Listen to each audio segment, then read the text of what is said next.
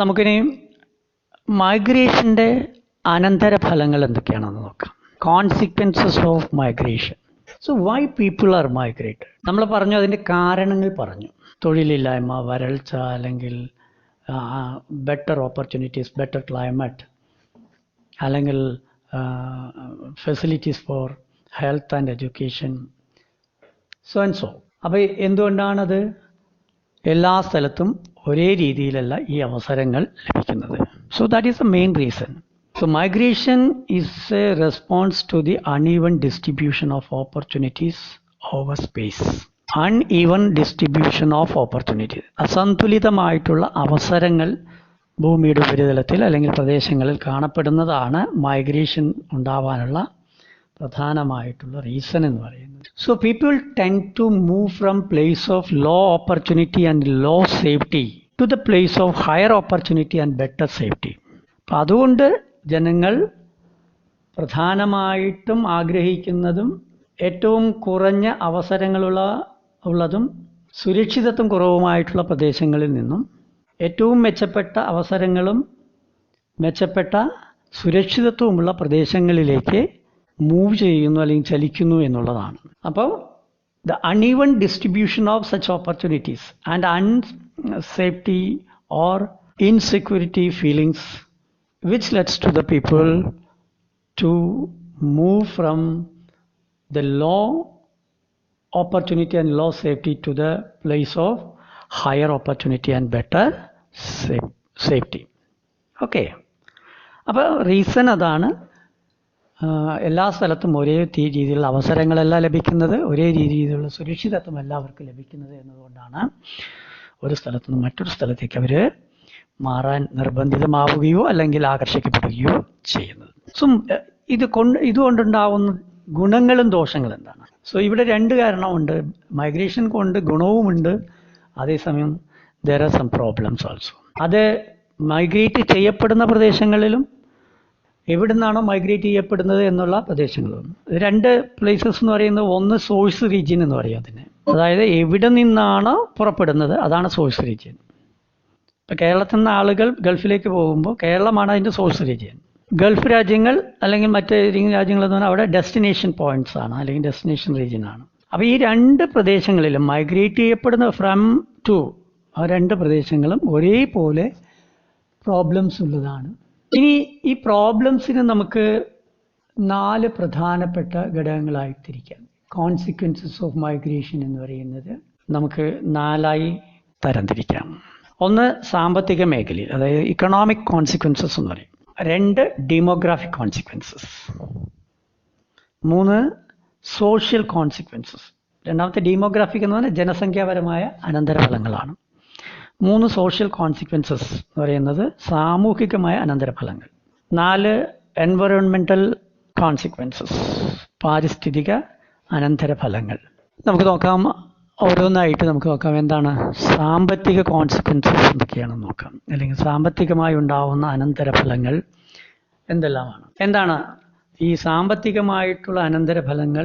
ഏതെല്ലാം മേഖലയിലേക്കാണ് കൂടുതൽ നേട്ടങ്ങൾ ഉണ്ടാവുന്നത് അല്ലെങ്കിൽ ഏത് കോട്ടങ്ങൾ ഉണ്ടാവുന്നത്? ഇവിടെ നമ്മൾ നേരത്തെ പറഞ്ഞു, സോഴ്സ് റീജിയനും ഡെസ്റ്റിനേഷൻ റീജിയനും എന്ന് പറയുന്നത് 2 മേഖല, അതായത് ഫ്രം ആൻഡ് ടു. ഇതിൽ ഏറ്റവും ബെനിഫിറ്റ് ആയിട്ടുള്ള 2 മേഖലയും ബെനിഫിറ്റ്സ് ഉണ്ട്, സാമ്പത്തികമായ ബെനിഫിറ്റ്സ് ഉണ്ട്. അതിൽ remittance from the international migrants are one of the major source of foreign exchange. It plays an important role in the growth of economy of the source region. പ്രത്യേകിച്ച് എബ്രോഡിലേക്കുള്ള അല്ലെങ്കിൽ വിദേശ രാജ്യങ്ങളിലേക്കുള്ള കുടിയേറ്റത്തിൽ സോഴ്സ് റീജിയൻ എന്ന് പറയുന്നത്, അതായത് എവിടെ നിന്നാണോ ആളുകൾ കുടിയേറി പാർത്തത്, അപ്പോൾ അവിടെ നമുക്കുള്ള ഏറ്റവും വലിയൊരു ബെനിഫിറ്റ് എന്ന് പറയുന്നത് പ്രധാനമായിട്ടും വരുന്നത് വിദേശ കറൻസിയുടെ ഒരു വിനിമയമാണ്. വിദേശ രാജ്യങ്ങളുടെ വിനിമയം എന്ന് പറയുന്നത് വളരെ പ്രധാനപ്പെട്ട ഒന്നാണ്. അപ്പോൾ അവിടെയുള്ള രാജ്യങ്ങളിൽ നിന്നും അവരുടെ സമ്പാദ്യം നമ്മുടെ രാജ്യത്തിലേക്കുള്ള നിക്ഷേപമായി മാറുകയാണ്. അപ്പോൾ കുടിയേറ്റക്കാർ അയക്കുന്ന പണം ഈ ഉത്ഭവസ്ഥാനത്തിൻ്റെ അല്ലെങ്കിൽ സോഴ്സ് റീജിയന് ഏറ്റവും പ്രധാനപ്പെട്ട ഒരു നേട്ടമാണ്. അത് ആ പ്രദേശത്തിൻ്റെ വളർച്ചയിൽ ഗണ്യമായ പങ്ക് വഹിക്കുന്നുണ്ട്. അതിന് ഏറ്റവും പ്രധാനപ്പെട്ട ഒരു ഉദാഹരണമാണ് നമ്മൾ പറയുന്ന പ്രവാസികൾ. ഇന്ന് ഗൾഫ് രാജ്യങ്ങളിൽ നിന്നും മറ്റ് പല രാജ്യങ്ങളിൽ നിന്നുമൊക്കെ കൊറോണ എന്ന് പറയുന്ന അല്ലെങ്കിൽ COVID-19 എന്ന് പറയുന്ന ഈ രോഗത്തിൻ്റെ കാലഘട്ടത്തിൽ ഇന്ത്യയിലേക്ക് തിരിച്ചു വരാൻ വേണ്ടി വളരെയധികം യാതന അനുഭവിച്ചൊരു വിഭാഗം എന്ന് പറയുന്നത്. അവരുടെ ഏറ്റവും വലിയൊരു സംഭാവനയാണ് ഇന്ന് കേരളം എന്ന് പറയുന്നൊരു സംസ്ഥാനത്തിൻ്റെ സാമ്പത്തിക വളർച്ചയിൽ നിർണായകമായ പങ്കുവഹിച്ചിട്ടുള്ളത്. ഓരോ ചെറിയ വിദേശികൾ അല്ലെങ്കിൽ പ്രവാസികളും അവരുടെ കോൺട്രിബ്യൂഷൻ എന്ന് പറയുന്നത് അവരിവിടെ നിക്ഷേപിക്കുന്ന നമ്മുടെ ബാങ്കുകളിൽ നിക്ഷേപിക്കുന്ന പണമാണ് മറ്റ് പല ആവശ്യങ്ങൾക്കായിട്ട് ഓരോ വ്യക്തികൾക്കും നമ്മളെടുക്കുന്ന വായ്പയൊക്കെ ഈ പറയുന്ന നിക്ഷേപങ്ങളിൽ നിന്നൊക്കെ തന്നെയാണ് കിട്ടുന്നത്. അത്തരത്തിലുള്ള നിക്ഷേപങ്ങൾ ധാരാളമായിട്ട് ഇന്ത്യയിലേക്ക് വന്നതുകൊണ്ടാണ് പ്രത്യേകിച്ച് കേരളത്തിൽ ഈ പറയുന്ന പ്രവാസികളുടേതായിട്ടുള്ള കോൺട്രിബ്യൂഷൻ വളരെ വലുതാണ്. അപ്പോൾ അത് സോഴ്സ് റീജിയനെ സംബന്ധിച്ചിടത്തോളം സാമ്പത്തികമായ ഏറ്റവും വലിയ ഒരു നേട്ടമാണ്. അതുപോലെ തന്നെ അതുപോലെ സാമ്പത്തികമായ നേട്ടം ഡെസ്റ്റിനേഷൻ റീജിയനുമുണ്ട്. ഏത് പ്രദേശങ്ങളിലേക്കാണോ അവർ പോകുന്നത് ആ മേഖലയ്ക്കും അതിൻ്റേതായിട്ടുള്ള നേട്ടങ്ങൾ ഉണ്ട്. കാരണം അവരുടെ ഒരു മാൻ പവർ എന്ന് പറയുന്നത് നമ്മുടെ ഇവിടെ നിന്ന് അങ്ങോട്ട് പോകുന്ന ആളുകൾ കുടിയേറ്റക്കാരുടെ ഒരു മാൻ പവർ എന്ന് പറയുന്നത് യൂട്ടിലൈസ് ചെയ്യപ്പെടുന്നത് അത്തരം പ്രദേശങ്ങളിലാണ്. അപ്പോൾ ഇവിടെ സാമ്പത്തികമായിട്ട് രണ്ട് മേഖലയ്ക്കും കോട്ടങ്ങളെ അപേക്ഷിച്ചത് നേട്ടങ്ങളാണ് ഉള്ളത് എന്നുള്ളതാണ് ഏറ്റവും പ്രധാനപ്പെട്ടത്. സെക്കൻഡ് വൺ, ഡെമോഗ്രാഫിക് കോൺസിക്വൻസസ് എന്ന് പറയുന്നത് എന്താണ്? ജനസംഖ്യ അനന്തരഫലങ്ങൾ. അത് രണ്ട് രീതിയിലും പോസിറ്റീവും ഉണ്ട് നെഗറ്റീവും ഉണ്ട് എന്നുള്ളതാണ്. So migration leads to the redistribution of population within a country. ഇത്തരത്തിലുള്ള ആളുകൾ മൈഗ്രേറ്റ് ചെയ്യപ്പെടുമ്പോൾ അല്ലെങ്കിൽ മറ്റൊരു പ്രദേശങ്ങളിലേക്ക് പോകുമ്പോൾ ജനസംഖ്യാപരമായ കോൺസിക്വൻസസ് എന്ന് പറയുന്നത് ജനസംഖ്യയിൽ ഒരു ഇൻബാലൻസ് സൃഷ്ടിക്കപ്പെടും, അല്ലെങ്കിൽ ജനസംഖ്യാ വിതരണത്തിലൊരു റീഡിസ്ട്രിബ്യൂഷൻ ഉണ്ടാവുകയാണ്. അത് പോകുമ്പോഴുണ്ടാവുന്ന സാമൂഹികമായിട്ടുള്ള ഒരു കോൺസിക്വൻസ് എന്ന് പറയുന്നത്, ഇപ്പോൾ സാധാരണ ജോലിക്ക് പോകുന്നവർ നോക്കാം നിങ്ങൾ, വിദേശ രാജ്യങ്ങളിലേക്ക് പോകുന്ന ആളുകൾ എന്ന് പറയുന്നത് ഇപ്പോൾ ഏറ്റവും പ്രധാനമായിട്ട് ഏറ്റവും കൂടുതൽ മെയിൽ പോപ്പുലേഷനാണ് മൈഗ്രേറ്റ് ചെയ്യപ്പെടുന്നത്. ഒന്ന്. രണ്ട്, വർക്കിംഗ് ക്ലാസ് കാറ്റഗറിയിലുള്ള പോപ്പുലേഷനാണ്. എന്ന് പറഞ്ഞാൽ എന്താണ്? 15-നും 60 വയസ്സിനും ഇടയിലുള്ള ആളുകളാണ് ഏറ്റവും കൂടുതലായിട്ട് മൈഗ്രേറ്റ് ചെയ്യപ്പെടുന്നത്. അല്ലെങ്കിൽ 59 വയസ്സ് വരെയുള്ളതാണ് വർക്കിംഗ് ക്ലാസ് എന്ന് പറയുന്നത്. അപ്പോൾ ഈ ഒരു വർക്കിംഗ് ക്ലാസ് എന്ന് പറയുന്നത് തൊഴിൽ ചെയ്യുന്ന ആളുകൾ അല്ലെങ്കിൽ സാമ്പത്തികമായ പ്രവർത്തനങ്ങളിൽ ഏർപ്പെടുന്ന വ്യക്തികളാണ് ഈ പറയുന്ന പ്രദേശങ്ങളിൽ നിന്ന് മറ്റൊരു പ്രദേശങ്ങളിലേക്ക് പോകുന്നത്. അതുപോലെ തന്നെ ഏറ്റവും കൂടുതൽ ആളുകൾ വിദേശ രാജ്യങ്ങളിലേക്ക് ഇന്ത്യയെ സംബന്ധിച്ചിടത്തോളം പോയിട്ടുള്ളത് ആണുങ്ങളാണ്, പുരുഷന്മാരാണ്, male population. This high out migration from one state have brought serious imbalance in the age and sex composition in the state as well as out-migrated states. സംസ്ഥാനത്തിനകത്തായിക്കോട്ടെ അല്ലെങ്കിൽ പ്രത്യേകിച്ച് സംസ്ഥാനങ്ങളിലേക്ക് ഒരു സംസ്ഥാനത്ത് നിന്ന് മറ്റൊരു സംസ്ഥാനങ്ങളിലേക്ക് പോകുമ്പോഴും ഇത്തരത്തിലുള്ള ഏജ് സെക്സ് കോമ്പോസിഷനിലുള്ള ഒരു ഇംബാലൻസ്, ഒരു അസന്തുലിതാവസ്ഥ ഏറ്റവും പ്രധാനപ്പെട്ട ഒരു ഘടകമാണ്. അത് ഏറ്റവും സീരിയസ് ആയിട്ട് കാണേണ്ട ഒരു വിഷയമാണ്. തൊഴിൽക്ഷമമായ പ്രായത്തിലുള്ളവർ, വിദഗ്ധ തൊഴിലാളികൾ, അതുപോലെ തന്നെ പുരുഷന്മാർ എന്നിവരാണ് മറ്റു പ്രദേശങ്ങളിലേക്ക് പോകുന്നത് എന്നുള്ളതാണ്. അപ്പോൾ ഇവിടെ രണ്ട് സ്ഥലത്തും അവരെവിടേക്കാണ് പോയത് അവിടെയും എവിടെ നിന്നാണ് പോയത് ആ പ്രദേശങ്ങളിലും ഈ മെയിൽ ഫീമെയിൽ റേഷ്യോയിലുള്ള ഒരു ഇംബാലൻസ് ഉണ്ടാകും. അത് നമുക്കൊരു ചെറിയ എക്സാമ്പിൾ എടുത്തു കഴിഞ്ഞാൽ, ഇപ്പോൾ കേരളത്തിൽ നിന്നും മറ്റു സംസ്ഥാനമായ മുംബൈ അല്ലെങ്കിൽ ഡൽഹി അല്ലെങ്കിൽ അതുപോലെ തന്നെ ചെന്നൈ പോലെയുള്ള നഗരങ്ങളിലേക്ക് ഏറ്റവും കൂടുതൽ ആളുകൾ കുടിയേറി പാർത്തിട്ടുള്ളത് റീസെൻ്റ് ഇയേഴ്സിനെ അപേക്ഷിച്ച് ഇപ്പോഴും ആണെങ്കിലും ഏറ്റവും കൂടുതൽ മെയിൽ പോപ്പുലേഷനാണ് മൈഗ്രേറ്റ് ചെയ്യപ്പെടുന്നത്. അപ്പോൾ എന്താണ് സംഭവിക്കുന്നത്? സോഴ്സ് റീജിയൻസിൽ സ്ത്രീകളുടെ എണ്ണം കൂടുകയും ഡെസ്റ്റിനേറ്റഡ് റീജിയൻസ് എന്ന് പറയുന്ന പ്രദേശങ്ങളിൽ പുരുഷന്മാരുടെ എണ്ണം കൂടുകയും ചെയ്യും. അപ്പോൾ ഈ പറയുന്ന മഹാനഗരങ്ങളിൽ പുരുഷന്മാരുടെ എണ്ണം കൂടുതലും ഗ്രാമങ്ങളിൽ സ്ത്രീകളുടെ എണ്ണം കൂടുതലുമാവും. അതുണ്ടാക്കുന്ന മറ്റൊരു കോൺസിക്വൻസാണ് സോഷ്യൽ കോൺസിക്വൻസസ് എന്ന് പറയുന്നത്. സാമൂഹ്യ അനന്തരഫലങ്ങൾ എന്ന് പറയുന്നത് അതിൻ്റെ ഫലമായിട്ടുണ്ടാവുന്നതാണ്. സാമൂഹ്യ അനന്തരഫലങ്ങൾ എന്ന് പറയുന്നത് ഗുണവുമുണ്ട്, അതുപോലെ തന്നെ ദോഷവുമുണ്ട്. എന്തൊക്കെയാണ് ഗുണം? സാമൂഹ്യ മാറ്റത്തിൽ ഏറ്റവും പ്രധാനമായിട്ട് സാമൂഹ്യ മാറ്റത്തിൻ്റെ ചാലകശക്തിയായി കുടിയേറ്റം പ്രവർത്തിക്കുന്നു. സാമൂഹ്യ മാറ്റത്തിൻ്റെ ചാലകശക്തിയായി ഇത് ഈ സോഷ്യൽ മൈഗ്രേഷൻ സഹായിക്കുന്നു എന്നാണ്. So that means it leads to intermixing of people from diverse culture. It has positive contributions such from diverse cultures. വ്യത്യസ്ത സംസ്കാരങ്ങൾ തമ്മിലുള്ള ഒരു കൂടിച്ചേരലിലൂടെ നമ്മളിപ്പോൾ നമുക്കറിയാം, നമ്മുടെ രാജ്യത്തിലെ ആളുകൾ മുംബൈയിലും അല്ലെങ്കിൽ ചെന്നൈയിലും ബാംഗ്ലൂരും ഒക്കെ താമസിക്കുന്ന മലയാളികളുടെ അടുത്ത് ചെന്ന് കഴിഞ്ഞാൽ നമുക്കറിയാം അവിടെയുള്ള ആളുകളുടേതായിട്ടുള്ള എല്ലാ ഉത്സവങ്ങളിലും എല്ലാ ആചാരങ്ങളിലും നമ്മൾ പങ്കാളികളാകുന്നു. അവരുടേതായിട്ടുള്ള നല്ല ഗുണമുള്ള അല്ലെങ്കിൽ നല്ല സ്വഭാവങ്ങൾ അല്ലെങ്കിൽ നല്ല രീതിയിലുള്ള ആചാരങ്ങൾ, നല്ല സംസ്കാരങ്ങളൊക്കെ നമ്മളിൽ അറിയാതെ വന്നു ചേരുന്നു. നമ്മുടേതായിട്ടുള്ള ഗുണങ്ങളും അവർക്ക് ലഭിക്കുന്നു. അപ്പോൾ അവിടെ ഒരു ഇൻ്റർമിക്സിങ് എന്ന് പറയുന്നത് സംസ്കാരങ്ങൾ തമ്മിലുള്ള മലയാളി അല്ലെങ്കിൽ പഞ്ചാബി അല്ലെങ്കിൽ മലയാളി ഗുജറാത്തി, അപ്പോൾ അവരുടെ സംസ്കാരവും നമ്മുടെ സംസ്കാരവും ഒക്കെ അതിൻ്റെ നല്ല വശങ്ങൾ മാത്രം നമ്മൾ ഏറ്റവും കൂടുതൽ ഫോളോ ചെയ്യപ്പെടുന്നു എന്നുള്ളതാണ് ഏറ്റവും പ്രധാനപ്പെട്ട ഒരു ബെനിഫിറ്റ്സ് അല്ലെങ്കിൽ ഒരു നേട്ടം എന്ന് പറയുന്നത്, സോഷ്യൽ കോൺസിക്വൻസ്. അതേസമയം നെഗറ്റീവ് കോൺസിക്വൻസസ് ഉണ്ട് ഇതിനകത്ത്. ഒന്നാമത്തേത് അതിനകത്ത് such as anonymity which creates social vacuum and sense of dejection among individuals. വ്യക്തികളിൽ ഉണ്ടാവുന്ന ഒരു ഒറ്റപ്പെടലാണ്.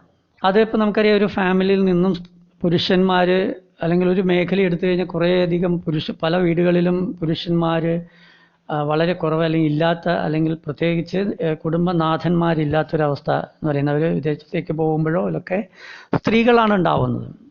അവിടെ ഒരു ഒറ്റപ്പെടലുണ്ട്. അല്ലെങ്കിൽ ആണുങ്ങളായാലും ഈ പറയുന്ന പല പ്രദേശങ്ങളിലേക്ക് ചെല്ലുമ്പോഴും ഈ പറയുന്ന ഒറ്റപ്പെടലുണ്ട്. അത്തരം ഒറ്റപ്പെടലും ആ ഒറ്റപ്പെടലിലൂടെ ഉണ്ടാവുന്ന മനസ്സിനുണ്ടാവുന്ന ബുദ്ധിമുട്ടുകളും അത് വളരെയധികം ഒരു നെഗറ്റീവ് ഇമ്പാക്റ്റാണ് ഉണ്ടാക്കുന്നത്, അല്ലെങ്കിൽ നെഗറ്റീവ് കോൺസിക്വൻസസ് ആണ് ഉണ്ടാക്കുന്നത്.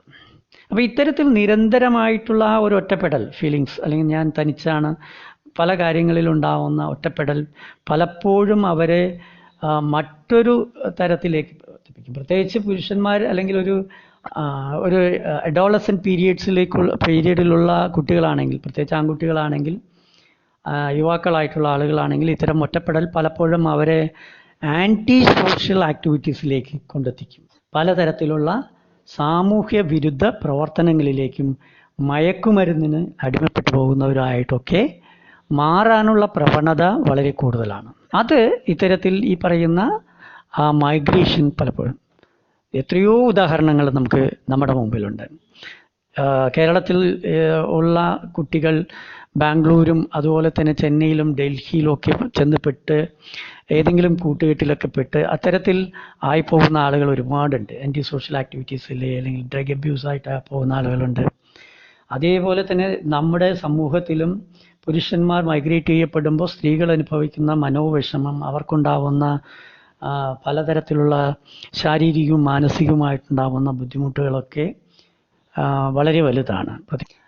And the last one, environmental consequence, പാരിസ്ഥിതികമായിട്ടുള്ള പ്രശ്നങ്ങളാണ്. അല്ലെങ്കിൽ അവിടെയും ഒരുപാട് നമുക്ക് പാരിസ്ഥിതികമായിട്ടുള്ള പ്രശ്നങ്ങൾ ഒന്ന് നോക്കാം. Rural urban migration has put pressure on existing social and physical infrastructure in the urban areas. So most of the people from rural areas migrated to urban areas, especially adolescent periodയിലുള്ള അല്ലെങ്കിൽ യൂത്ത് ആയിട്ടുള്ള അല്ലെങ്കിൽ ഒരു working class പോപ്പുലേഷനാണ് ധാരാളമായിട്ട്, പ്രത്യേകിച്ച് male population. So they are migrated from rural to urban areas. അവിടെ എന്താ സംഭവിക്കുന്നത്? ആളുകൾ കൂടുതൽ നഗരങ്ങളിലെത്തുമ്പോൾ അവിടെ ജനസംഖ്യാ പെരുപ്പം ഉണ്ടാവുകയാണ് നഗരത്തിൽ. ഏത് നഗരത്തിലേക്കാണ് പോകുന്നത് അല്ലെങ്കിൽ ഏത് പ്രദേശത്തേക്ക്, അവിടെ ജനസംഖ്യ പെരുപ്പം ഉണ്ടാവുന്നു.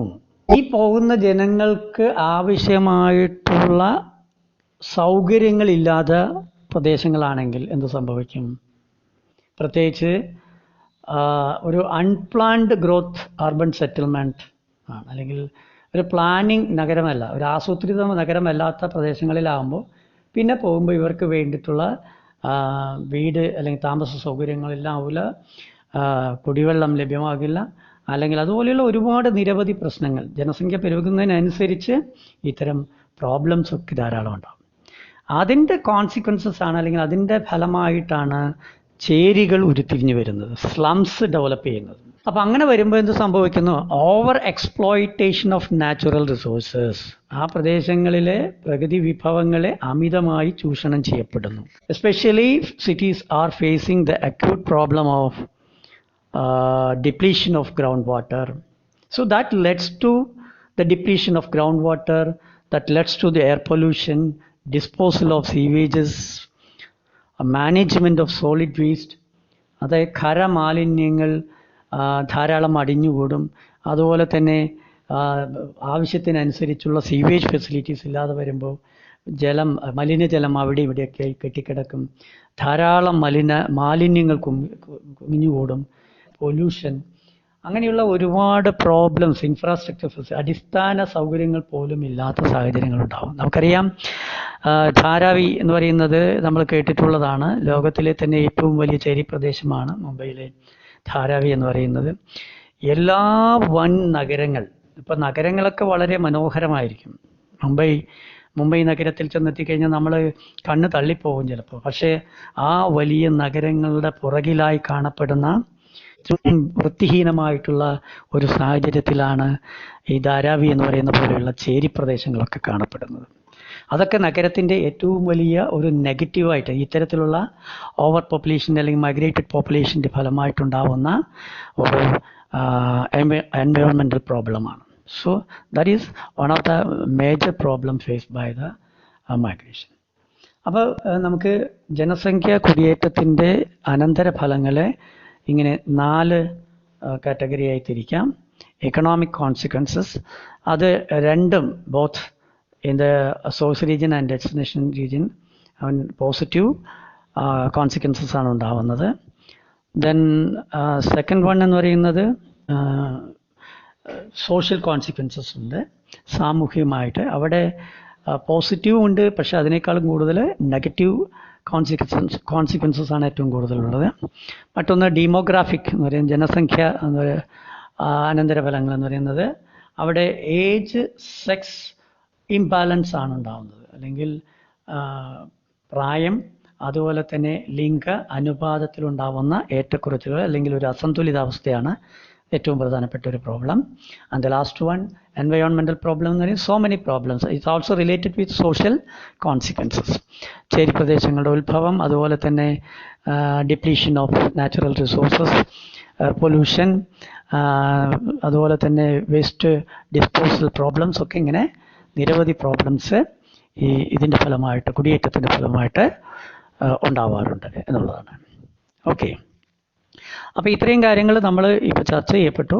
ഇനി ഇതുമായി ബന്ധപ്പെട്ടിട്ടുള്ള ക്വസ്റ്റ്യൻസ് ഞാൻ അടുത്ത ദിവസം തന്നെ അയച്ചു തരുന്നതാണ്.